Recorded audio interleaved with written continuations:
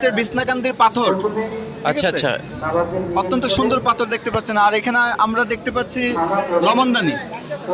লবণদানি, হ্যাঁ, মুসলমানদের ঐতিহ্য আভিজাত্য লবণদানি। মারহাবা। মারহাবা মারহাবা। আমরা এখানে কি দেখতে পাচ্ছেন আইনুল ভাই? এটা কি? এটা হচ্ছে নুরি মুজাসসাম হাবিবুল্লাহ হুজুর পাক সাল্লাল্লাহু আলাইহি ওয়াসাল্লাম উনি ব্যবহার করতেন পানির পেয়ালা। আচ্ছা আচ্ছা, সেই দুর্লভ সুন্নত আমরা দেখতে পাচ্ছি।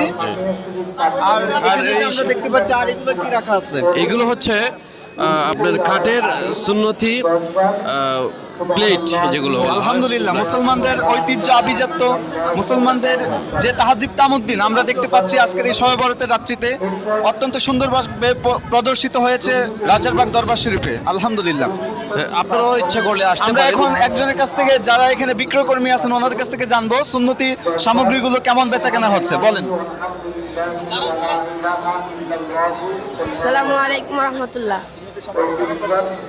আমাদের সুন্নতি সামগ্রী এই মুহূর্তে অনেক ভালো বেচা কিনা হচ্ছে এবং অনেক সুন্দর সুন্নতি সামগ্রী বেচা কিনা হচ্ছে এবং আপনারা শুনতে পাচ্ছেন যে অনেক রকমের দেখতে পাচ্ছেন এবং শুনতে পাচ্ছেন যে অনেক রকমের সুন্নতি সামগ্রী আছে এবং আপনারা চাইলে চাহিদা দিয়ে কিনতে পারেন।